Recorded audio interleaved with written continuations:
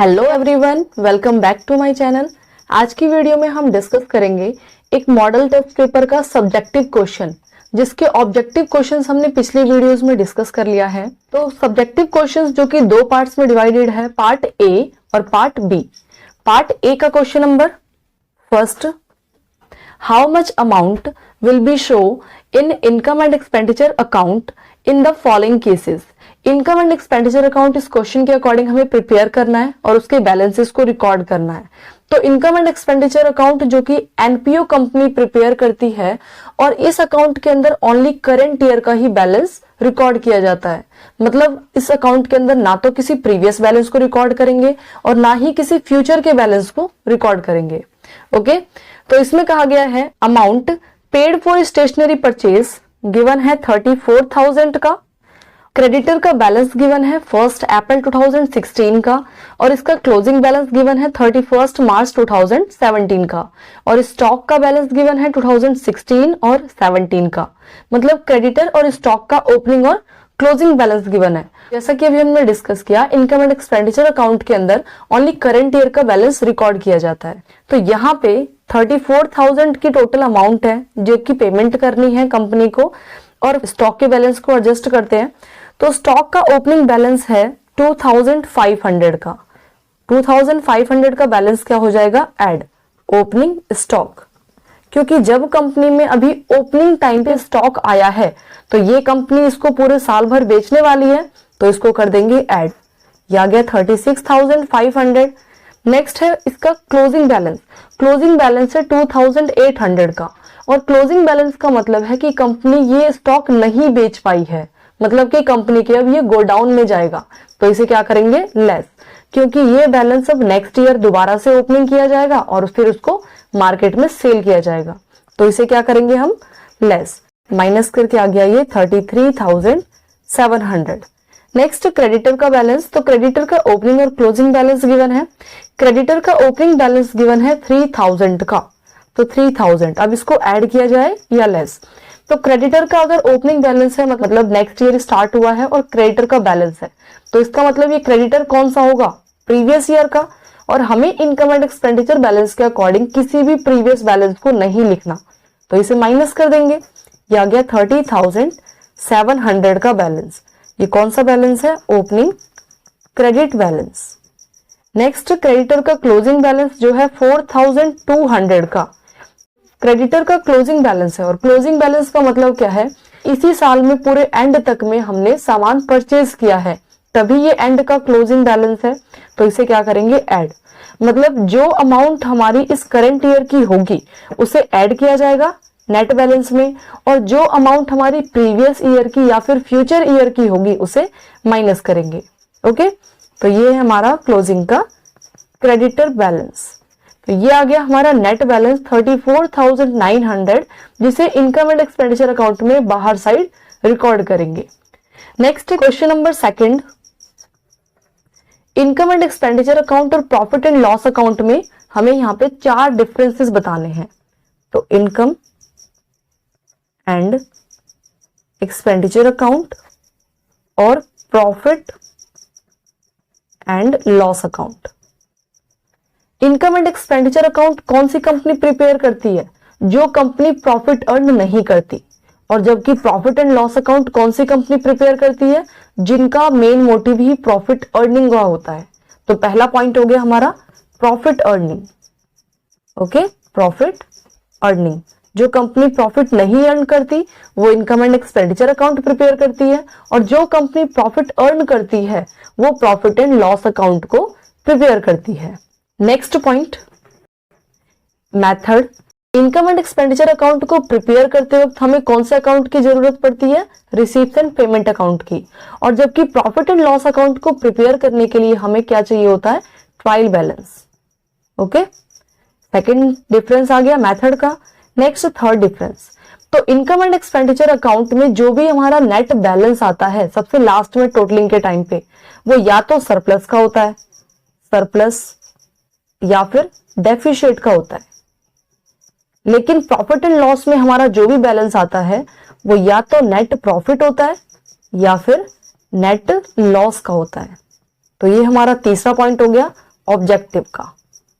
Income and expenditure account surplus और deficit निकालने के लिए प्रिपेयर किया जाता है, जबकि profit and loss account net profit या फिर नेट लॉस कैलकुलेट करने के लिए प्रिपेयर किया जाता है। नेक्स्ट है fourth point, income and expenditure account prepare करने के लिए हमें किसी भी ग्रॉस प्रॉफिट या ग्रॉस लॉस के बैलेंस की रिक्वायरमेंट नहीं होती, और जबकि profit and loss account prepare करने के लिए हमें ग्रॉस प्रॉफिट या फिर ग्रॉस लॉस दोनों में से किसी एक बैलेंस की रिक्वायरमेंट होती है। तो फोर्थ पॉइंट आ जाएगा हमारा ग्रॉस प्रॉफिट या फिर ग्रॉस लॉस, दोनों में से किसी भी एक चीज की रिक्वायरमेंट हो जाती है प्रॉफिट एंड लॉस प्रिपेयर करते वक्त, जबकि income and expenditure account prepare करते वक्त इन दोनों में से कोई आइटम नहीं चाहिए। तो ये हो गए इसके 4 differences. Okay, next question number 3rd, on 1 April 2018 firm के पास असेट्स की वैल्यू गिवन है, असेट्स टोटल 2 लाख रुपीस की, और फर्म के पास लायबिलिटी गिवन है टोटल 10,000 रुपीस की, लायबिलिटी में भी क्रेडिटर की अमाउंट गिवन है। नेक्स्ट, कंपनी में कैपिटल का बैलेंस गिवन है 1,60,000 का और रिजर्व का बैलेंस गिवन है 30,000 का। If normal rate of a return, मतलब नॉर्मल रेट गिवन है यहाँ पे 15% और गुडविल की वैल्यू दे रखी है 36,000 जो कि 3 ईयर परचेज है सुपर प्रॉफिट का, मतलब 36,000 जो ये गुडविल की वैल्यू है वो सुपर प्रॉफिट के अकॉर्डिंग कैलकुलेट की हुई है। और हमें इस क्वेश्चन में कहा गया कि आप एवरेज प्रॉफिट कैलकुलेट करके बताओ। एवरेज प्रॉफिट को कैलकुलेट करने के लिए हमें यहाँ पे सुपर प्रॉफिट और नॉर्मल प्रॉफिट की रिक्वायरमेंट होगी। तो फर्स्ट हम सुपर प्रॉफिट कैलकुलेट करते हैं। तो इस क्वेश्चन में गुडविल की अमाउंट गिवन है वो भी सुपर प्रॉफिट के अकॉर्डिंग, और गुडविल की अमाउंट कैसे कैलकुलेट की जाती है अगर सुपर प्रॉफिट का यूज करना है तो super profit multiply number of year purchase. Super profit की अमाउंट हमें नहीं पता इस क्वेश्चन में, गुडविल की अमाउंट गिवन है 36,000 की और number of year purchase 3 year, तो 3 से इसको क्रॉस कर देंगे, ये आ गया 12,000। 12,000 का हमारे पास कैलकुलेट हो चुका है सुपर प्रॉफिट, और हमारे पास सुपर प्रॉफिट का फॉर्मूला होता है average profit minus normal profit, जिसमें एवरेज प्रॉफिट भी आ रहा है और नॉर्मल प्रॉफिट भी। तो इस फॉर्मूले के अकॉर्डिंग अगर हम एवरेज प्रॉफिट निकालते हैं, क्योंकि क्वेश्चन में एवरेज प्रॉफिट कहा है निकालने के लिए, तो अगर हम एवरेज प्रॉफिट निकालते हैं तो हमें सुपर प्रॉफिट और नॉर्मल प्रॉफिट दोनों पता होना चाहिए। तो सुपर प्रॉफिट हम लोग कैलकुलेट कर चुके हैं, अब बारी है नॉर्मल प्रॉफिट की। तो नॉर्मल प्रॉफिट को कैलकुलेट करने के लिए हमें चाहिए कैपिटल और साथ में रेट। तो रेट इस क्वेश्चन में गिवन है, तो कैपिटल कैलकुलेट करते हैं, कैपिटल एम्प्लॉयड।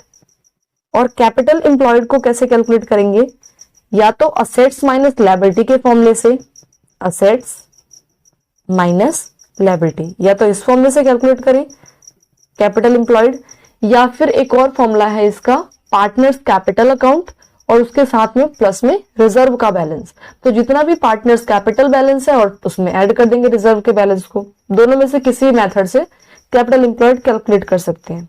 तो असेट्स की वैल्यू है टोटल 2 लाख रुपीस और लायबिलिटी मींस क्रेडिटर का बैलेंस गिवन है टोटल 10,000। ये कर दिया माइनस, ये आ गया 1,90,000 का कैपिटल एम्प्लॉयड का बैलेंस। अब इस 1,90,000 के बैलेंस का यूज करके हम लोग कैलकुलेट करेंगे यहाँ पे नॉर्मल प्रॉफिट, और नॉर्मल प्रॉफिट का फॉर्मूला होता है कैपिटल एम्प्लॉयड मल्टीप्लाई में जितना भी रेट गिवन है। तो इस क्वेश्चन में रेट कितना है 15%, तो 1,90,000 का हम कैलकुलेट करेंगे 15%। 1,90,000 इसका 15%, या गया 28,500 या नॉर्मल प्रॉफिट। और हमें यहाँ पे कैलकुलेट करना है एवरेज प्रॉफिट, और सुपर प्रॉफिट के फॉर्मूले के according average profit minus normal profit इसका फॉर्मूला है। सुपर प्रॉफिट की वैल्यू कैलकुलेट कर चुके हैं 12,000 और एवरेज प्रॉफिट कैलकुलेट करना है, नॉर्मल प्रॉफिट कैलकुलेट कर लिया 28,500। ये माइनस की डिजिट है तो इस साइड जाके क्या हो जाएगी ये पॉजिटिव की। तो अगर हमें यहाँ पे एवरेज प्रॉफिट को कैलकुलेट करना है, तो आगे कंटिन्यू करते हैं, एवरेज प्रॉफिट कैलकुलेट करना है तो ये 12,000 प्लस 28,500, ये आ गया एवरेज प्रॉफिट का बैलेंस 40,500, ये आ गया हमारा एवरेज प्रॉफिट। तो ये हमारा question number 3rd complete. Next हम सॉल्व करेंगे question number 4th, difference between partners capital account and partners current account. Capital account और current account. Fix capital method और फ्लक्चुएटिंग कैपिटल मेथड, दोनों मेथड के time पे कैपिटल अकाउंट को prepare किया जाता है, और current account only fix capital method account के टाइम पे ही प्रिपेयर किया जाता है। तो इसका ये डिफरेंस हो गया। कैपिटल अकाउंट प्रिपेयर करते हैं जब कंपनी में फिक्स कैपिटल होती है या फिर फ्लक्चुएटिंग कैपिटल होती है। दोनों कैपिटल अकाउंटिंग मेथड के अकॉर्डिंग हम यहाँ पे प्रिपेयर करते हैं कैपिटल अकाउंट, जबकि करंट अकाउंट हम ओनली प्रिपेयर करते हैं फिक्स कैपिटल मेथड के टाइम पे। जब हम फिक्स कैपिटल मेथड का यूज करते हैं तो उस टाइम पे हम ओनली करंट अकाउंट का यूज करते हैं, और जबकि कैपिटल अकाउंट दोनों मेथड के टाइम पे यूज करते हैं। ओके, तो ये इनका डिफरेंस हो गया। Next question number 5। Question number 5 है हमारा long question. Question number 5, following is the balance sheet of A and B. A and B company के दो पार्टनर्स हैं जिनका प्रॉफिट शेयरिंग रेशो गिवन है 3 और 2 का। लायबिलिटी और एसेट्स का बैलेंस गिवन है। सी को कंपनी में as a new partner admit किया गया 1/6 शेयर के लिए, और कुछ असेट्स और लायबिलिटीज की वैल्यू गिवन है मार्केट से कंपेयर करते हुए। तो हमें इस क्वेश्चन के अकॉर्डिंग प्रिपेयर करना है रिवैल्यूएशन अकाउंट, कैपिटल अकाउंट और बैलेंस शीट। तो फर्स्ट हम प्रिपेयर करेंगे रिवैल्यूएशन अकाउंट।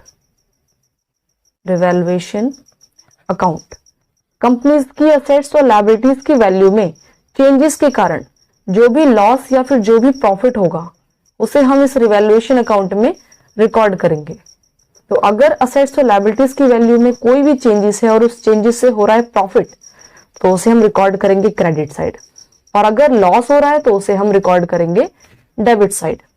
तो फर्स्ट एडजस्टमेंट है provision for bad and doubtful डेब्ट to be increased by 15,000। Provision for doubtful डेब्ट की वैल्यू 15,000 से बढ़ रही है, तो कंपनी को लॉस हो रहा है जिसे डेबिट साइड रिकॉर्ड करेंगे to provision for bad and doubtful डेब्ट। Next, value of land and building to be increased to 2,10,000। Land and building की वैल्यू अब इंक्रीज होकर मार्केट में 2,10,000 की हो चुकी है, और पहले लैंड एंड बिल्डिंग की वैल्यू थी 1,80,000, मतलब 30,000 का हो रहा है इंक्रीमेंट। तो ये कंपनी के लिए है प्रॉफिट, जिसे क्रेडिट साइड रिकॉर्ड करेंगे बाय लैंड एंड बिल्डिंग, 30,000 का profit. Next, value of stock to be increased by 25,000। Stock की वैल्यू से 25,000 का कंपनी को प्रॉफिट हो रहा है, ये भी कंपनी के लिए एक इनकम है, तो इसे क्रेडिट साइड रिकॉर्ड कर दिया। Next adjustment, the liability of workman compensation claim was determined to be 1,20,000. 1,20,000 की वर्कमैन कंपनसेशन का क्लेम आया है जिसको पेमेंट किया जाएगा उसके रिजर्व में से। तो बैलेंस शीट में रिजर्व लिखा है 1,50,000 का। तो 1,50,000 का जो ये WCR है, वर्कमैन कंपनसेशन रिजर्व है, जिसमें से कंपनी 1,20,000 का ये क्लेम पेमेंट कर देगी, और बाकी जो अभी 30,000 का नेट बैलेंस बच रहा है WCR का, उसे पार्टनर्स में उनके ओल्ड रेशो पे डिस्ट्रीब्यूट कर देगी। ओके, तो इसे डिस्ट्रीब्यूट करेंगे हम कैपिटल अकाउंट में। फिलहाल रिवैल्यूएशन अकाउंट में इस अमाउंट का कोई काम नहीं है, तो नेक्स्ट एडजस्टमेंट पढ़ते हैं। सी कंपनी के अंदर 1.5 लाख रुपीस की कैपिटल लेके आ रहा है और 1 लाख रुपीस की टोटल गुडविल लेके आ रहा है, और वो भी कैश में। तो यहाँ पे कैपिटल और गुडविल का भी कोई काम नहीं है रिवैल्यूएशन अकाउंट में। ये किस में रिकॉर्ड किया जाता है? कैपिटल अकाउंट में। तो फिलहाल हमने रिवैल्यूएशन अकाउंट की सारी अमाउंट्स रिकॉर्ड कर ली है, तो इसकी टोटलिंग करते हैं और नेट प्रॉफिट या लॉस का बैलेंस कैलकुलेट करते हैं। तो क्रेडिट साइड बैलेंस आ रहा है टोटल 55,000 का, और डेबिट साइड का बैलेंस कम है, तो इस 55,000 के बैलेंस को दोनों साइड रिकॉर्ड कर दिया। और डेबिट साइड कम पड़ रहा है, मतलब डेबिट साइड बचने वाला है बैलेंस, और अगर डेबिट साइड बैलेंस बचेगा तो ये क्या कहलाएगा? प्रॉफिट। 55,000 में से 15,000 माइनस कर दिया, या गया टोटल 40,000, और इस 40,000 के डेबिट साइड बैलेंस मतलब प्रॉफिट के बैलेंस को डिस्ट्रीब्यूट करेंगे ओल्ड पार्टनर में, वो भी उनके ओल्ड रेशो पे। तो ए और बी में डिस्ट्रीब्यूट करेंगे उनके ओल्ड रेशो मतलब 3 और 2 के अकॉर्डिंग। तो 40,000 की अमाउंट मल्टीप्लाई 3/5, या गया 24,000 और 16,000, या गया टोटल 40,000। ये हमारा रिवैल्यूएशन अकाउंट प्रिपेयर। नेक्स्ट हमें इस क्वेश्चन में प्रिपेयर करना है कैपिटल अकाउंट। और इस क्वेश्चन के अकॉर्डिंग एक नया पार्टनर कंपनी में एडमिट हो रहा है।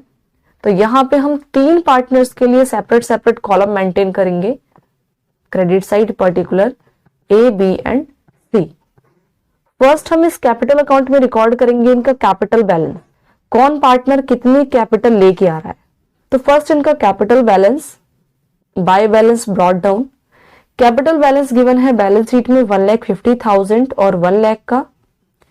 और सी जो नया पार्टनर है कंपनी में वो भी पैसे लेके आ रहा है बाय बैंक अकाउंट, और ये 1,50,000 रुपीज का कैपिटल बैलेंस लेके आ रहा है। और जो हमने ये रिवैल्यूएशन अकाउंट प्रिपेयर किया ये प्रॉफिट शो कर रहा है, तो ये पार्टनर्स के लिए फायदा है जिसे इनके क्रेडिट साइड के बैलेंस में रिकॉर्ड करेंगे बाय रिवैल्यूएशन अकाउंट। अमाउंट है 24,000 और 16,000। तो कई बच्चों को कैपिटल अकाउंट प्रिपेयर करने में प्रॉब्लम्स आती है, इसका बैलेंस कैलकुलेट नहीं कर पाते। तो हमें ध्यान से समझना है इस क्वेश्चन में। फर्स्ट हम क्या रिकॉर्ड करते हैं इसमें, कैपिटल बैलेंस। उसके बाद जो भी नया पार्टनर कैपिटल लेके आ रहा है उसे रिकॉर्ड कर देंगे, और फिर जो भी ये प्रॉफिट आया, अगर प्रॉफिट है तो उसे क्रेडिट साइड रिकॉर्ड करेंगे, और वही अगर लॉस आता तो इसे हम कैपिटल अकाउंट में डेबिट साइड रिकॉर्ड करते। तो किस तरीके से रिकॉर्ड किया हमने, रिवर्स साइड। ओके, अब नेक्स्ट हम इस बैलेंस शीट में अगर कोई डिस्ट्रीब्यूटिंग अमाउंट है तो उसे रिकॉर्ड करेंगे। तो बैलेंस शीट में डिस्ट्रीब्यूटिंग अमाउंट है जनरल रिजर्व की, तो बाय जनरल रिजर्व। अमाउंट है जनरल रिजर्व की टोटल 2,50,000, जिसे 3 और 2 के रेशियो में डिस्ट्रीब्यूट करते हैं। तो 3 और 2 5, ये आ गया 1,50,000 और 1 लाख। नेक्स्ट बैलेंस शीट में एक रिजर्व का बैलेंस बचता है, तो बाय WCR। और अभी हमने वर्किंग नोट में प्रिपेयर किया था, टोटल 1.5 लाख की WCR है, मतलब वर्कमैन कंपनसेशन रिजर्व है, जिसमें से 1,20,000 रुपीज का क्लेम पेमेंट करना पड़ा, और बाकी बच गया 30,000 का WCR का बैलेंस। तो इस वर्कमैन कंपनसेशन रिजर्व का जो 30,000 का बैलेंस बचा है उसे पार्टनर्स में डिस्ट्रीब्यूट करेंगे, वो भी उनके ओल्ड रेशो के अकॉर्डिंग, मतलब 3 और 2 रेशो के अकॉर्डिंग। तो 30,000, और अगर इसको 3 और 2 रेशो के अकॉर्डिंग डिस्ट्रीब्यूट कर दे तो ये आ गया 18,000 और 12,000। नेक्स्ट, कोई बैलेंस शीट में डिस्ट्रीब्यूटिंग अमाउंट अब नहीं है, और नीचे एडजस्टमेंट में कहा गया है कि कंपनी में नया पार्टनर 1 लाख रुपीस की गुडविल लेके आ रहा है, वो भी कैश में।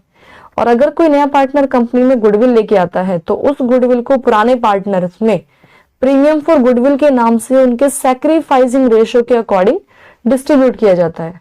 तो इस 1 लाख रुपीस को हम डिस्ट्रीब्यूट करेंगे इन ओल्ड पार्टनर में उनके सैक्रिफाइसिंग रेशियो के अकॉर्डिंग। तो पहले सैक्रिफाइसिंग रेशियो कैलकुलेट करते हैं। तो इस क्वेश्चन के अकॉर्डिंग ओनली नए पार्टनर का शेयर गिवन है 1/6 का।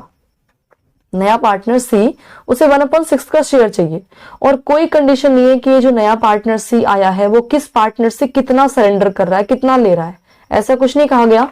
तो इस केस में जो ये पुराने पार्टनर है ए और बी, उनका जो ओल्ड रेशो है वही इनका क्या कहलाएगा, सैक्रिफाइसिंग रेशो।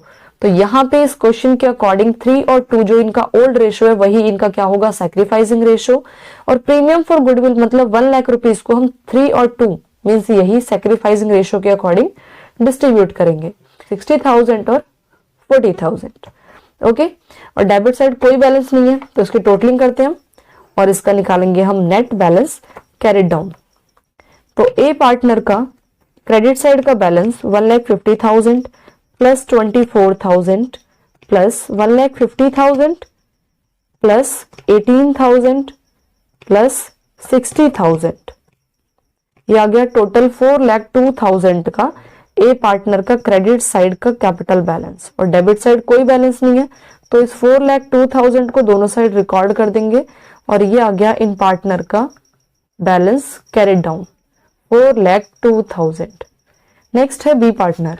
तो बी पार्टनर का क्रेडिट साइड का बैलेंस 1 लाख प्लस 1,16,000 प्लस ये टोटल आ गया 52,000, ये आ गया 2,68,000 का क्रेडिट साइड का कैपिटल बैलेंस। और अगेन इस पार्टनर का भी डेबिट साइड कोई बैलेंस नहीं है तो 2,68,000 का बैलेंस दोनों साइड रिकॉर्ड कर देंगे, और यही आ गया इन पार्टनर का बैलेंस कैरिड डाउन। नेक्स्ट है सी पार्टनर जिसका ओनली 1.5 लाख का बैलेंस है, वो भी जो नया पार्टनर ये कैपिटल का बैलेंस लेके आ रहा है, और डेबिट साइड इस पार्टनर का भी कोई बैलेंस नहीं है तो इसे दोनों साइड रिकॉर्ड कर दिया, और ये आ गया इन पार्टनर का कैपिटल बैलेंस कैरिड डाउन। तो ये प्रिपेयर हो गया हमारा कैपिटल अकाउंट। अब नेक्स्ट हमें इस क्वेश्चन के अकॉर्डिंग प्रिपेयर करना है balance sheet. Balance sheet prepare करते वक्त जितना भी हमारा ये बैलेंस में चेंजेस आया है, चाहे वो असेट्स की वैल्यूज हो या फिर लायबिलिटीज की वैल्यू, जो भी चेंजेस आया है उन चेंजेस को ध्यान में रखते हुए हम बैलेंस को रिकॉर्ड करेंगे। मतलब अगर असेट्स की वैल्यू बढ़ी है तो उसको इंक्रीज करके रिकॉर्ड करेंगे, और अगर असेट्स की वैल्यू घटी है तो उसको रिड्यूस करके रिकॉर्ड किया जाएगा। ओके, तो असेट साइड फर्स्ट बैलेंस है डेटर का। टोटल डेटर की वैल्यू गिवन है इसमें 2,20,000 का, और 10,000 रुपीज का प्रोविजन लेस है। लेकिन नीचे एडजस्टमेंट में कहा गया है कि 15,000 का जो प्रोविजन है वो इंक्रीज किया जाएगा। तो टोटल प्रोविजन अब कितने का हो गया? 25,000 का, क्योंकि पहले 10,000 का था और अब इसने कहा है कि 15,000 से और बढ़ा देंगे, तो टोटल 25,000 का प्रोविजन हो गया। इसे माइनस कर देंगे, ये आ गया 1,95,000 का डेटर का बैलेंस। नेक्स्ट है लैंड एंड बिल्डिंग की वैल्यू। टोटल इसमें वैल्यू गिवन है 1,80,000 की, और नीचे एडजस्टमेंट में लैंड एंड बिल्डिंग की वैल्यू के लिए कहा गया कि इंक्रीज होकर अब 2,10,000 हो चुकी है, तो टोटल वैल्यू रिकॉर्ड कर दिया। नेक्स्ट है वैल्यू स्टॉक की, और स्टॉक से पहले इसमें दे रखा है पहले प्लांट एंड मशीनरी, तो प्लांट एंड मशीनरी की वैल्यू। प्लांट एंड मशीन की वैल्यू इस क्वेश्चन में बैलेंस शीट में गिवन है 1,20,000, और नीचे एडजस्टमेंट नहीं है इसके बारे में, तो सेम रिकॉर्ड कर दिया। नेक्स्ट स्टॉक का बैलेंस। स्टॉक का बैलेंस गिवन है 1,10,000 का, और नीचे एडजस्टमेंट में कहा है कि स्टॉक की वैल्यू 25,000 से इंक्रीज हो रही है। मतलब कि अब स्टॉक की वैल्यू टोटल 1,35,000 हो गई। 1,10,000 पहले थी और 25,000 का इंक्रीजमेंट, तो ये आ गया टोटल 1,35,000। नेक्स्ट है बैंक का बैलेंस। बैंक बैलेंस, तो बैंक बैलेंस कंपनी में जो बैलेंस शीट में गिवन है वो है 2,10,000, और कंपनी में नया पार्टनर 1,50,000 की कैपिटल और 1 लाख रुपीज की गुडविल दोनों ही कैश में लेके आ रहा है। तो इसका मतलब बैंक का बैलेंस मतलब कैश का बैलेंस और बढ़ जाएगा। तो यहाँ पे कैश या बैंक दोनों डाल देते हैं, इनको ऐड कर देंगे तो ये आ गया टोटल 4,60,000। तो ये है इसका नेट बैलेंस, कैश या बैंक का बैलेंस 4,60,000। नेक्स्ट अब लायबिलिटी साइड का बैलेंस, तो फर्स्ट है क्रेडिटर। क्रेडिटर का बैलेंस गिवन है टोटल 1,80,000, और क्रेडिटर से रिलेटेड कोई एडजस्टमेंट नहीं है, सेम रिकॉर्ड कर देंगे। नेक्स्ट है जनरल रिजर्व। जनरल रिजर्व को हम ऑलरेडी कैपिटल अकाउंट में डिस्ट्रीब्यूट कर चुके हैं, तो इसे रिकॉर्ड नहीं करेंगे बैलेंस शीट में। नेक्स्ट अमाउंट है हमारी वर्कमैन कंपनसेशन रिजर्व की। तो रिजर्व के जो हमारे 30,000 रुपए बचे थे वर्किंग नोट के अकॉर्डिंग, वो डिस्ट्रीब्यूट कर चुके हैं कैपिटल अकाउंट में, लेकिन कंपनी को 1,20,000 की क्लेम की पेमेंट तो करनी पड़ेगी। ये कंपनी के लिए क्या है? लायबिलिटी। तो यहाँ पे हम लिखेंगे workman compensation reserve and claim. कितने का क्लेम है? 1,20,000 का। नेक्स्ट है कैपिटल का बैलेंस, कैपिटल अकाउंट। 3 पार्टनर है कंपनी के अंदर, तो ए बी सी, और तीनों पार्टनर का कैपिटल बैलेंस रिकॉर्ड किया जाएगा कैपिटल अकाउंट के अकॉर्डिंग। तो 4,02,000, 2,68,000 और 1,50,000, इन तीनों बैलेंसेस को कर देंगे ऐड। तो ये आ गया 4,02,000 प्लस 2,68,000 प्लस 1,50,000, 8,20,000 का टोटल फर्म की कैपिटल बैलेंस। और 8,20,000 प्लस, क्योंकि हमने सारा बैलेंस अब रिकॉर्ड कर लिया बैलेंस शीट का, तो इनको ऐड कर लेते हैं। टोटल ये 3 लाख आ गया। ये आ गया टोटल 11,20,000 का लायबिलिटी साइड का टोटल। लायबिलिटी साइड की टोटलिंग 11,20,000। नेक्स्ट असेट साइड की totalling 1,95,000 plus 2,10,000 plus 1,20,000 plus 1,35,000 plus 4,60,000। ये आ गया 11,20,000 का असेट साइड का भी बैलेंस। तो ये हमारा लायबिलिटी और असेट साइड का बैलेंस इक्वल आ गया। तो ये हमारा क्वेश्चन नंबर 5 भी कंप्लीट। नेक्स्ट, इसी के ऑप्शन में गिवन है 2 पार्ट में, ए और बी। तो ए पार्ट के क्वेश्चन में कहा गया है what is the difference between sacrificing ratio and gaining ratio? Gaining और सैक्रिफाइसिंग रेशियो, इनमें डिफरेंस क्या है? डिफरेंसेस लिखना है इस क्वेश्चन में। तो फर्स्ट हम पढ़ेंगे इसकी मीनिंग। सैक्रिफाइसिंग रेशियो का मतलब क्या है कि ओल्ड पार्टनर किसी नए पार्टनर के फेवर में अपना कुछ शेयर सरेंडर कर रहे हैं। और गेनिंग रेशियो का मतलब क्या है कि जब कोई पार्टनर रिटायर हो रहा है तो रिटायरमेंट के बाद उसका शेयर बाकी पार्टनर किस रेशियो में लेंगे, उसे क्या कहते हैं? Gaining ratio. Okay, next calculation time. Calculation time, sacrificing ratio को कैलकुलेट करते हैं जब कंपनी में कोई नया पार्टनर एडमिशन लेता है, और जबकि गेनिंग रेशियो को कैलकुलेट करते हैं जब कंपनी से कोई पार्टनर या तो रिटायरमेंट ले रहा है या फिर किसी पार्टनर की डेथ हो रही है। Okay, next point, sacrificing ratio और गेनिंग रेशियो का फॉर्मूला क्या है? तो सैक्रिफाइसिंग रेशियो का फॉर्मूला होता है old ratio minus new ratio, और जबकि गेनिंग रेशियो का फॉर्मूला होता है new ratio minus old ratio. तो ये है इनके डिफरेंसेस। नेक्स्ट है इसका B part, how goodwill is adjusted at the time of retirement of a partner. Company से जब भी कोई पार्टनर रिटायरमेंट लेता है या फिर किसी पार्टनर की डेथ होती है तो उस टाइम पे गुडविल में से रिटायरिंग पार्टनर को फिर डेथ पार्टनर को शेयर दिया जाता है, क्योंकि अब तक कंपनी में जो भी प्रॉफिट हुआ है या फिर फ्यूचर में जो भी प्रॉफिट होगा उसके लिए रिटायरिंग पार्टनर ने भी अपने एफर्ट्स लगाए थे, और इन फ्यूचर में जो प्रॉफिट होगा उसमें से अब रिटायरिंग पार्टनर को तो कोई शेयर नहीं मिलेगा, क्योंकि रिटायरिंग पार्टनर अब कंपनी से साइड हो चुका है। तो इसके लिए कंपनी रिटायरिंग पार्टनर को कंपनसेट करती है। रिटायरिंग पार्टनर को कंपनसेट करने के लिए ही गुडविल की पेमेंट की जाती है, और इसकी एंट्री क्या होती है? Continue partner capital account debit to retiring partner. Continue partner capital account debit to retiring partner capital account. जो भी पार्टनर कंपनी से रिटायरमेंट ले रहा है या फिर डेथ हो रही है किसी पार्टनर की, तो उसका कैपिटल अकाउंट हो जाएगा क्रेडिट, और जो पार्टनर कंपनी में कंटिन्यू रहना चाहते हैं उनका कैपिटल अकाउंट हो जाएगा डेबिट। इसका मतलब है कि जो ये कंटिन्यू पार्टनर है वो पार्टनर पेमेंट करेंगे रिटायरिंग पार्टनर को। ओके, और वो भी ये पेमेंट किस तरीके से करेंगे? अपने गेनिंग रेशो के अकॉर्डिंग। गेनिंग रेशो के अकॉर्डिंग गुडविल के अमाउंट को रिटायरिंग पार्टनर को पेमेंट करेंगे। नेक्स्ट है part B, A limited purchase the assets from B limited. A limited ने बी लिमिटेड से असेट्स परचेज किया 67,50,000 का, and issue 10% debenture of 100 rupees cost at 10% discount. Company ने इसके बदले डिबेंचर इशू किया है जिसकी कॉस्ट है 100 रुपीज, बट 10% डिस्काउंट पे इशू किया है, और हमें इसके बदले जर्नल एंट्रीज को रिकॉर्ड करना है।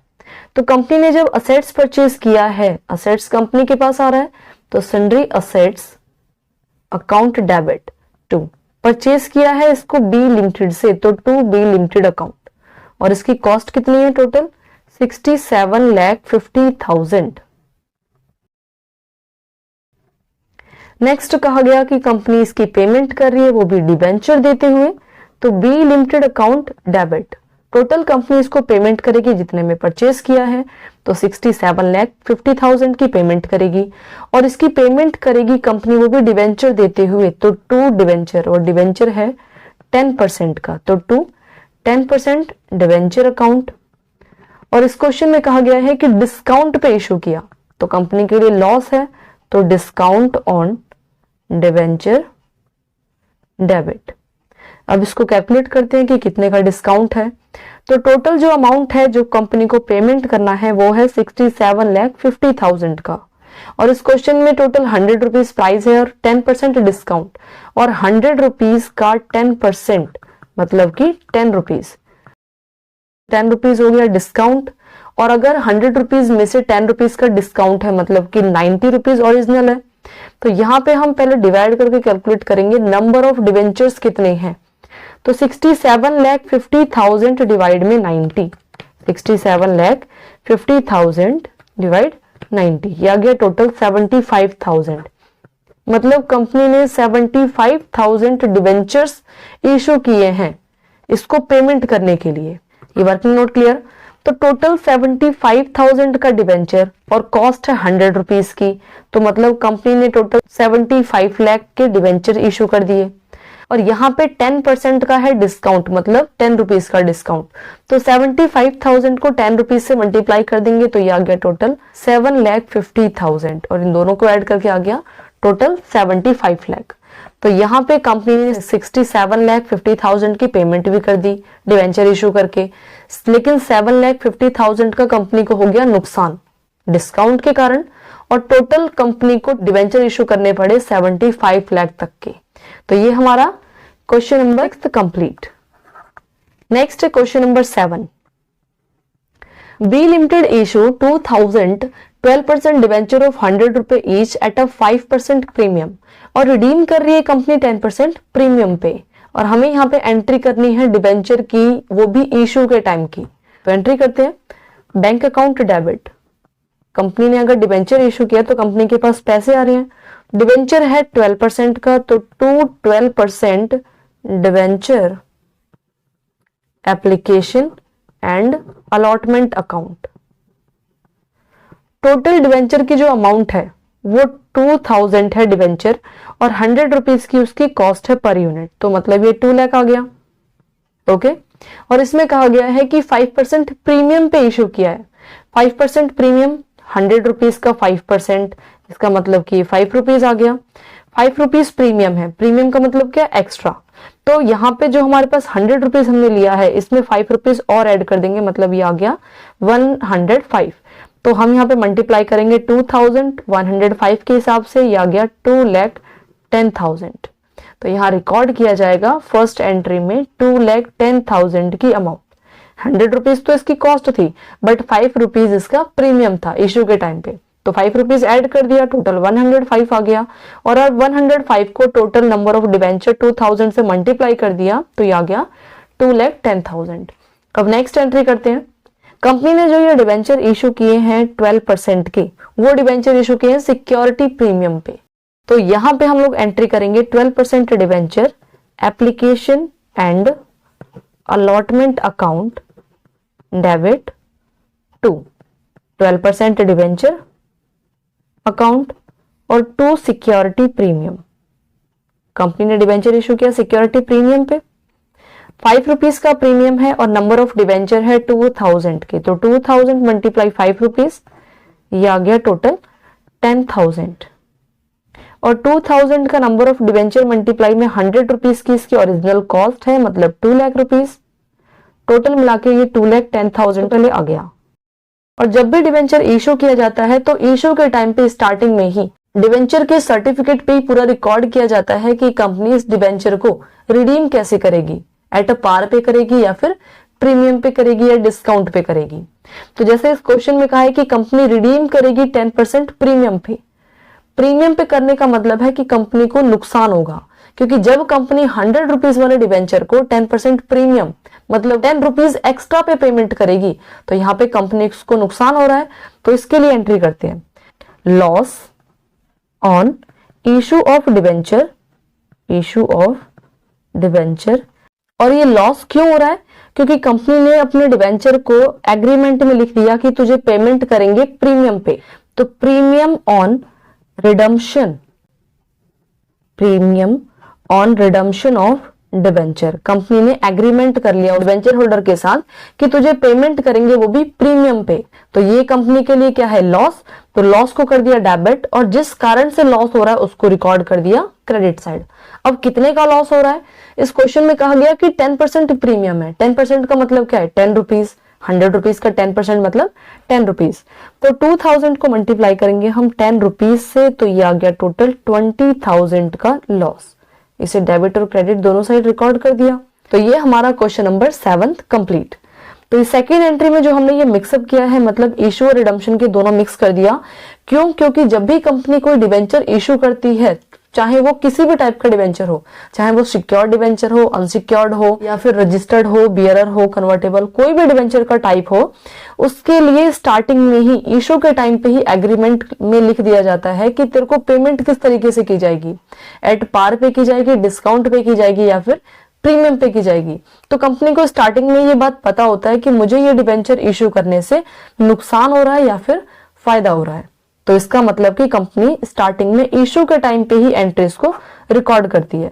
तो ये हमारा सेकंड एंट्री कंप्लीट। नेक्स्ट हम सॉल्व करेंगे क्वेश्चन नंबर 8। क्वेश्चन नंबर 8 में कहा गया है right two points of difference between equity shares और प्रेफरेंस शेयर्स। हमें इन दोनों के बीच में डिफरेंसेस बताने हैं, इक्विटी शेयर और प्रेफरेंस शेयर्स के बीच में। Preference shares, equity shares company के रियल ऑनर होते हैं, जबकि प्रेफरेंस शेयर्स कंपनी के रियल ऑनर नहीं होते। प्रेफरेंस शेयर्स को एक फिक्स रेट पे डिविडेंड मिलता है, जबकि इक्विटी शेयर्स के साथ ऐसा कोई एग्रीमेंट नहीं है। मतलब अगर कंपनी में कोई प्रॉफिट बचेगा लास्ट में तो इक्विटी शेयर होल्डर को मिलेगा, और अगर कंपनी में प्रॉफिट नहीं बचता लास्ट में तो इक्विटी शेयर होल्डर को कुछ भी नहीं मिलता। ओके, तो ये थे कुछ डिफरेंसेस इक्विटी शेयर्स और प्रेफरेंस शेयर्स के बीच में। नेक्स्ट है question number 9। Question number 9, write journal entries of share forfeit when the share have been issued at a par and at a premium. इस क्वेश्चन में कहा गया है कि हमें फॉरफीट की एंट्री करनी है। फॉरफीट का मतलब क्या है कि कंपनी अपने शेयर्स को कैंसिल कर दे रही है, बट कंडीशन गिवन है कि अगर शेयर्स को इशू किया गया हो एट पार पे या फिर इशू किया गया हो एट अ प्रीमियम पे। तो क्वेश्चन नंबर 9 के फर्स्ट पार्ट को पहले सॉल्व करते हैं। इसमें कहा गया है कि हमें यहाँ पे फॉरफीट की एंट्री करनी है, वो भी एट पार पे इशू किया गया हो तभी। तो पहले फॉरफीट की एंट्री क्या होती है? जब भी कंपनी में शेयर फॉरफीट किया जा रहा है, फॉरफीट का मतलब क्या है, शेयर को कैंसिल किया जा रहा है, तो यहाँ पे शेयर कैपिटल अकाउंट क्या हो जाएगा, डेबिट। शेयर कैपिटल अकाउंट क्या होता है, हमेशा क्रेडिट, क्योंकि शेयर्स को इशू किया गया है, लेकिन यहाँ पे शेयर्स को कैंसिल करने की बात आ रही है, तो शेयर कैपिटल अकाउंट क्या हो जाएगा, डेबिट। और 2, अगर अलॉटमेंट के पैसे रिसीव नहीं हुए तो 2 शेयर अलॉटमेंट अकाउंट। 2, अगर कॉल्स के पैसे नहीं रिसीव हुए तो 2 कॉल्स अकाउंट। अब कॉल्स में फर्स्ट और सेकंड दोनों कॉल्स हो सकती है। और 2 शेयर फॉरफीट, जो पैसे रिसीव हो चुके हैं वो अमाउंट आएगी 2 शेयर फॉरफीचर के अंदर, क्योंकि कंपनी अब उस अमाउंट को रिफंड तो करेगी नहीं, तो इस केस में वो अमाउंट कहां जाएगा, फॉरफीट के अंदर। Okay, 2 share forfeit account. तो ये है हमारा एट पार पे इशू किए गए कंडीशन के अकॉर्डिंग शेयर फॉरफीट की एंट्री। सेकंड कंडीशन में कहा गया है कि अगर कंपनी अपने शेयर को एट अ प्रीमियम पे इशू करती है और यहाँ पे कंपनी ने अपने शेयर को फॉरफीट कर लिया, तो क्या एंट्री करेंगे? तो ये सेम एंट्री होगी, बस इसमें एक लाइन और ऐड होने वाली है। तो एंट्री करते हैं, शेयर कैपिटल अकाउंट डेबिट, क्योंकि शेयर को कैंसिल किया जा रहा है। और कंपनी में अगर शेयर इश्यू किया गया प्रीमियम पे, तो सिक्योरिटी प्रीमियम को क्या करते हैं एंट्रीज में, क्रेडिट कंपनी के लिए, क्योंकि ये प्रॉफिट है। और नॉमिनल अकाउंट के according credit all the income and gains, तो इस रूल के अकॉर्डिंग हमारा जो सिक्योरिटी प्रीमियम है वो कंपनी के अकॉर्डिंग क्रेडिट हो जाता है। तो यहाँ पे हमें शेयर्स को कैंसिल करने की एंट्री करनी है, तो यहाँ पे सिक्योरिटी प्रीमियम क्या हो जाएगा, रिवर्स, मतलब डेबिट। तो यहाँ पे एक और लाइन जुड़ गई, share capital account debit, security premium account debit. और 2, जो पैसे रिसीव नहीं हुए, तो अगर अलॉटमेंट के रिसीव नहीं हुए तो 2 शेयर अलॉटमेंट अकाउंट। और अगर कॉल्स के पैसे रिसीव नहीं हुए तो 2 share first and second call. और 2 शेयर फॉरफीट, जो पैसे रिसीव हो चुके हैं। मतलब कि अगर एप्लीकेशन का पैसा रिसीव हो चुका या फिर अलॉटमेंट का पैसा रिसीव हो चुका तो वो भी शेयर फॉरफीट में आ जाएगा। क्लियर? तो ये हमारा क्वेश्चन नंबर 9 भी कंप्लीट। नेक्स्ट है क्वेश्चन नंबर 10। सिको लिमिटेड ने कोई बिजनेस परचेज किया जिसमें से 4,80,000 की तो असेट्स है और लायबिलिटीज की वैल्यू है 80,000 की ऑफ मित्तल लिमिटेड से बिजनेस परचेज किया है। कंसीडरेशन है टोटल 3,20,000 का, मतलब कि टोटल जो मित्तल को पेमेंट करनी है वो कितनी की है, 3,20,000 की।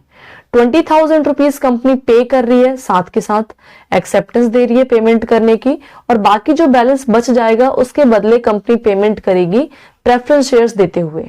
तो इसकी पहले एंट्रीज करते हैं और इन एंट्रीज को क्या कहते हैं, ओपन एंट्री। तो एंट्री करते हैं, कंपनी ने परचेज किया है ये बिजनेस, इसके अंदर असेट्स और लायबिलिटीज की वैल्यू गिवन है। तो फर्स्ट हम असेट्स रिकॉर्ड करते हैं। तो सन्ड्री असेट्स अकाउंट डेबिट, कितने का असेट्स है टोटल? 4,80,000 का। और 2 लायबिलिटी, और इस बिजनेस के अंदर लायबिलिटीज की वैल्यू कितनी है? टोटल 80,000 की। और इसको पेमेंट करनी पड़ेगी, मतलब सिक्को लिमिटेड पेमेंट करेगी मित्तल लिमिटेड को। टोटल कंसिडरेशन है 3,20,000 का टू मित्तल लिमिटेड। मित्तल से परचेज किया इसने, 3,20,000 की टोटल पेमेंट करेगी ये असेट्स और लायबिलिटीज की वैल्यू को देखते हुए। तो हमारी जर्नल एंट्रीज के अकॉर्डिंग हमारा जो ट्रायल बैलेंस है वो क्या कहता है? डेबिट और क्रेडिट बैलेंस इक्वल होना चाहिए। तो यहाँ पे डेबिट साइड में बैलेंस आ रहा है टोटल 4,80,000 का, और जबकि क्रेडिट साइड का बैलेंस आ रहा है टोटल 4 लाख का। मतलब कि क्रेडिट साइड बैलेंस बच रहा है, और क्रेडिट साइड कितने का बैलेंस बच रहा है? 80,000 का। तो ये आ गया टू कैपिटल रिजर्व। अगर क्रेडिट साइड बैलेंस बचता है तो क्या कहलाएगा? Capital reserve. ये है बैलेंसिंग फिगर।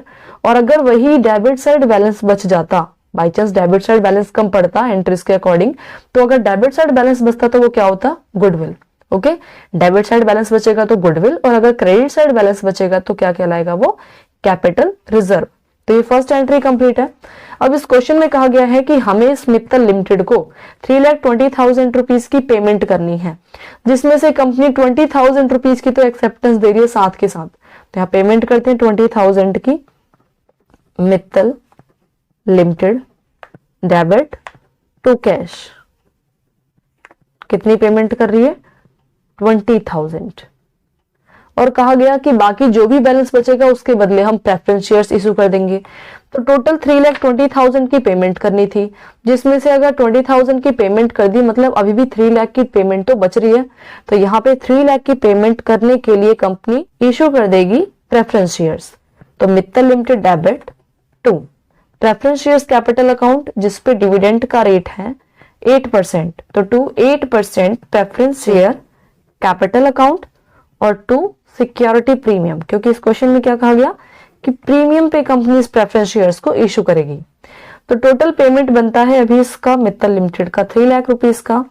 और इस क्वेश्चन में कहा गया कि 50% प्रीमियम, 50% का मतलब क्या है? 50 रुपीज। तो यहाँ पे सबसे पहले हम निकालेंगे कि नंबर ऑफ शेयर्स कितने हैं जो कि इस कंपनी को देना पड़ रहा है। तो 3 लाख रुपीस की पेमेंट डिवाइड में टोटल 150 रुपीज। ये 150 कैसे आया? 100 रुपीज का प्राइस है और 50% प्रीमियम, मतलब कि 50 रुपीज का प्रीमियम है। तो 100 प्लस 50 रुपीज प्रीमियम के, ये आ गया टोटल 150। इसको क्रॉस कर देंगे तो ये आ जाएगा टोटल 2000। ये आ गया टोटल 2000 का प्रेफरेंस शेयर्स जो कि सिक्को लिमिटेड ने मित्तल लिमिटेड को दिया है। अब 2000 का प्रेफरेंस शेयर्स मल्टीप्लाई में 50 रुपीज तो इसके सिक्योरिटी प्रीमियम के बनते हैं, मतलब ये आ गया 1 लाख। और नेक्स्ट 2000 का प्रेफरेंस शेयर्स मल्टीप्लाई में 100 रुपीज इसकी ओरिजिनल कॉस्ट है, तो ये आ गया टोटल 2 लाख। तो इस तरीके से इसकी हो गई पेमेंट प्रेफरेंस शेयर्स देते हुए। टोटल 3 लाख की पेमेंट करनी थी और 3 लाख को हमने डिवाइड कर दिया 150 से, तो ये आ गया नंबर ऑफ शेयर्स। और इस नंबर ऑफ शेयर्स को 50 मतलब प्रीमियम से मल्टीप्लाई कर दिया, तो ये आ गया सिक्योरिटी प्रीमियम का 1 लाख रुपीज। और इसी 2000 को मल्टीप्लाई किया हमने टोटल ओरिजिनल प्राइस 100 रुपीज से, तो ये आ गया 2 लाख का जो कि प्रेफरेंस शेयर्स कैपिटल दिया गया। तो ये 10th क्वेश्चन भी कंप्लीट। नेक्स्ट हम सॉल्व करेंगे question number 11। Right short note on the following. Question number 11 का फर्स्ट ए पार्ट और बी पार्ट, दो पार्ट है इसमें। ए पार्ट में कहा गया है कि कॉल्स इन एडवांस के बारे में बताओ, और बी पार्ट है कॉल्स इन एरियर के बारे में बताओ। तो कॉल्स इन एडवांस का मतलब क्या है? जब कंपनी में कोई शेयर होल्डर टाइम से पहले ही पेमेंट कर देता है तो उसे हम क्या कहते हैं? Calls in advance. जैसे अगर किसी शेयर होल्डर ने अलॉटमेंट के टाइम पे ही फर्स्ट कॉल या सेकंड कॉल की पेमेंट कर दी, तो उस अलॉटमेंट के टाइम पे क्या कहलाएगा? Calls in advance. ओके, तो यहां पे इस कॉल्स इन एडवांस की अगर एंट्री करनी हो तो एंट्री क्या होगी? बैंक अकाउंट डेबिट, कंपनी को पैसे रिसीव हो रहे हैं, और टू कॉल्स इन एडवांस, ये पैसे कौन से हैं? कॉल्स इन एडवांस के। तो ये फर्स्ट पार्ट कंप्लीट। नेक्स्ट इसका second part calls in arrear. तो कॉल्स इन एरियर का मतलब क्या है? जब कोई शेयर होल्डर अलॉटमेंट या फिर कॉल्स की पेमेंट नहीं करता, टाइम ड्यू हो चुका है बट उसने पेमेंट नहीं की, तो ये क्या कहलाएगा? Calls in arrear. और इसकी एंट्री क्या होती है? Calls in arrear account debit, और 2 अगर फर्स्ट कॉल की पेमेंट नहीं की है तो 2 फर्स्ट कॉल, और अगर सेकंड कॉल की पेमेंट नहीं की तो 2 सेकंड कॉल। ओके, इनकी थ्योरीज और साथ में इसकी एंट्रीज को रिकॉर्ड किया जाएगा। ये 11th क्वेश्चन कंप्लीट। नेक्स्ट है क्वेश्चन नंबर 12। क्वेश्चन नंबर 12, इसका ए पार्ट है। ए लिमिटेड ने फॉरफिट कर लिए अपनी कंपनी में 800 के शेयर, वो भी 10 रुपीज का इसका प्राइस था, और 7.5 रुपए कंपनी ने कॉल्ड अप करे हैं for non payment of first call. जिस शेयर होल्डर के कंपनी ने शेयर फॉरफिट किए हैं उसने फर्स्ट कॉल की पेमेंट 2.5 रुपए के हिसाब से नहीं की है। आउट ऑफ दीज 600 के शेयर्स कंपनी इमीडिएटली रीइश्यू कर रही है, मतलब किसी और को बेच रही है 6 रुपीज के हिसाब से। तो फर्स्ट पहले हम इसकी फॉरफिट की एंट्री करते हैं। तो फॉरफिट की एंट्री जैसा अभी हमने पिछले थ्योरी में पढ़ा है, share capital account debit, company को अपने शेयर को फॉरफिट करना है, और फॉरफिट करने का मतलब है कि कंपनी शेयर को कैंसिल कर रही है, तो शेयर कैपिटल अकाउंट क्या हो जाएगा, डेबिट। 2 कंपनी को पैसे रिसीव नहीं हो रहे, वो भी फर्स्ट कॉल पे, तो 2 share first call, first call पे पैसे नहीं मिल रहे, बाकी सब पे मिल गए हैं, इसने ओनली क्या कहा है कि non payment of first call, first call पे नहीं मिले, तो 2 शेयर फर्स्ट कॉल और 2 शेयर फॉरफिट। फॉरफिट में कौन सी अमाउंट आती है, जो कि पेमेंट हो चुकी हो, तो 2 शेयर फॉरफिटेड अकाउंट। टोटल 7.5 रुपए के हिसाब से कॉल्ड अप कर रही है, तो 800 का शेयर मल्टीप्लाई में 7.5, ये आ गया टोटल 6000 रुपीज। नेक्स्ट, कंपनी में फर्स्ट कॉल की पेमेंट नहीं मिली, तो यहाँ पे 800 का शेयर मल्टीप्लाई फर्स्ट कॉल 2.5 रुपए के हिसाब से, तो ये आ गया 2000। और कंपनी में अगर 2.5 रुपए के हिसाब से पेमेंट नहीं मिली, इसका मतलब कि 7.5 में से 2.5 नहीं मिला, मतलब कि 5 रुपीज तो मिल चुके हैं, तो 800 मल्टीप्लाई में 5 रुपीज जो मिल चुके हैं, ये आ गया टोटल 4000। ओके, ये फॉरफिट की एंट्री कंप्लीट। अब नेक्स्ट इसमें कहा गया कि रीइश्यू भी करो, तो रीइश्यू करते हैं। Bank account debit 2 share capital account. Normal अगर एट पार पे इशू किया गया तो ये एंट्री होती है bank account debit 2 share capital account. Company 7.5 रुपए के हिसाब से शेयर्स को इशू कर देती, बट उसने इशू कितने में किया, 6 रुपीज के हिसाब से, तो कंपनी को लॉस हो रहा है, और रीइश्यू के टाइम पे अगर लॉस होता है तो यहाँ पे शेयर फॉरफिट को रिकॉर्ड किया जाता है, शेयर फॉरफिट अकाउंट डेबिट।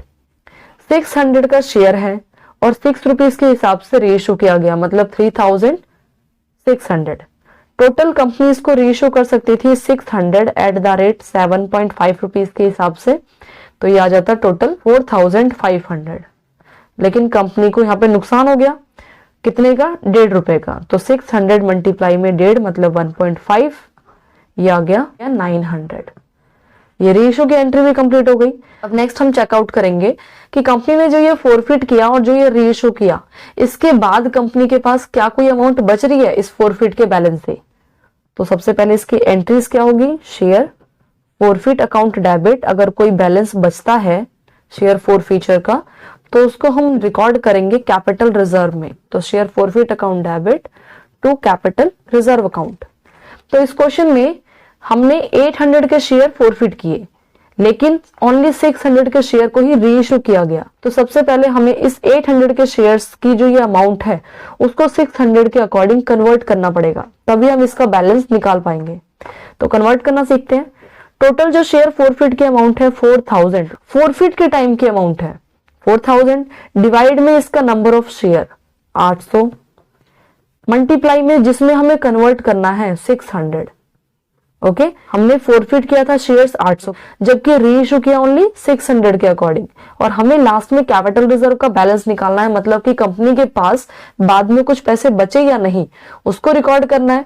तो इसके लिए हमें पहले इस 4000 की जो अमाउंट है, जो ये 800 शेयर के अकॉर्डिंग है, उसे हमें 600 के अकॉर्डिंग कन्वर्ट करना पड़ेगा।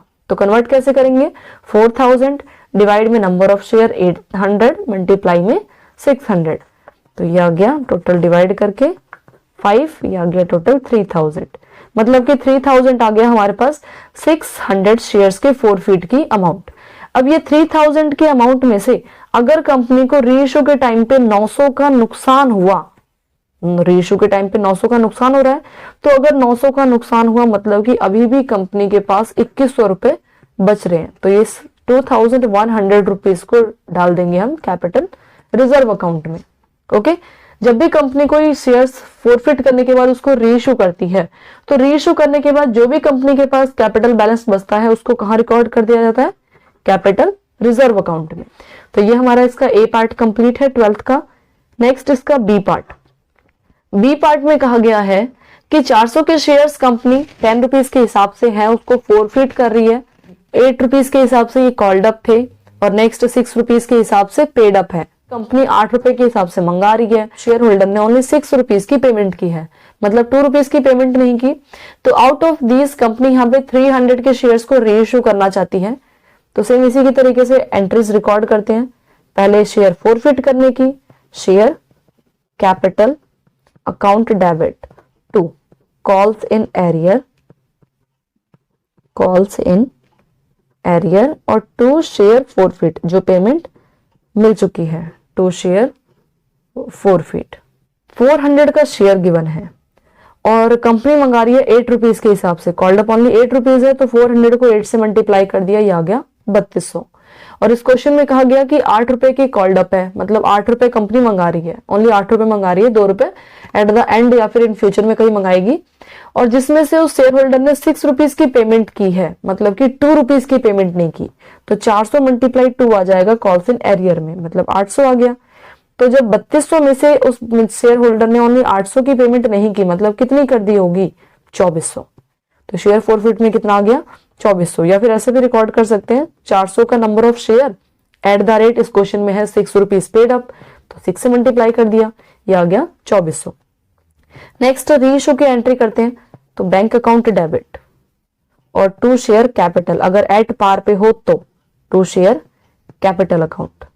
300 का शेयर और 7 रुपीज आ गया, ये टोटल 2100। और इसमें कहा गया है कि 7 रुपीज के हिसाब से कंपनी ने रीइश्यू तो किया, but as fully paid. Fully paid का मतलब है कि हम यहाँ पे जो एंट्रीज रिकॉर्ड करेंगे वो रिकॉर्ड करेंगे हम टोटल प्राइस, नेट प्राइस, मतलब 10 रुपीज के हिसाब से। इसका मतलब है कि कंपनी 300 के शेयर को 10 रुपीज के हिसाब से रीइश्यू कर सकती थी, मतलब कि कंपनी को 3000 रुपीज मिल जाते रीइश्यू पे, बट कंपनी ने ओनली 7 रुपीज के हिसाब से ही रीइश्यू किया, मतलब कंपनी को 900 का हो गया नुकसान। तो नुकसान हो रहा है मतलब डेबिट बैलेंस, और रीइश्यू के टाइम पे अगर नुकसान हो मतलब कि फॉरफीचर डेबिट। अब नेक्स्ट हम कैलकुलेट करेंगे कि क्या कंपनी को ये फॉरफिट और रीइश्यू से बैलेंस बच रहा है लास्ट में, तो share forfeit debit to capital reserve, और अगर कोई बैलेंस बच रहा है तो उसको रिजर्व में डाल देंगे। तो फर्स्ट हम पहले कैलकुलेट करते हैं, सेम उसी तरीके से कैलकुलेट करेंगे जैसा हमने प्रीवियस क्वेश्चन में सॉल्व किया है। यहाँ पे टोटल 400 का शेयर है फोरफिट के टाइम पे, और रेशियो के टाइम पे ओनली 300 का शेयर है। तो पहले हम इस 2400 की जो अमाउंट है, जो 400 के अकॉर्डिंग है, उसको 300 के अकॉर्डिंग कन्वर्ट करेंगे। तो 2400 की अमाउंट डिवाइड में नंबर ऑफ शेयर 400, मल्टीप्लाई में 300 में कन्वर्ट करना है, तो मल्टीप्लाई कर दिया 300 से, ये आ गया टोटल 1800। और इस 1800 की अमाउंट में से कंपनी को 900 का तो नुकसान हो रहा है, तो 900 रुपए माइनस कर दिया, मतलब अभी भी कंपनी के पास 300 वाले जो शेयर्स हैं उस पे 900 रुपए का बैलेंस बचता है, जिसे हम कैपिटल रिजर्व में डाल देंगे। तो ये हो गया हमारा क्वेश्चन नंबर 12 भी, ये हमारा question paper prepare. I hope आपको इस वीडियोस के सारे क्वेश्चंस क्लियर हो गए होंगे। अगर आपको इस क्वेश्चन पेपर से रिलेटेड कोई भी डाउट हो तो आप कमेंट सेक्शन में कमेंट करें। Thanks for watching.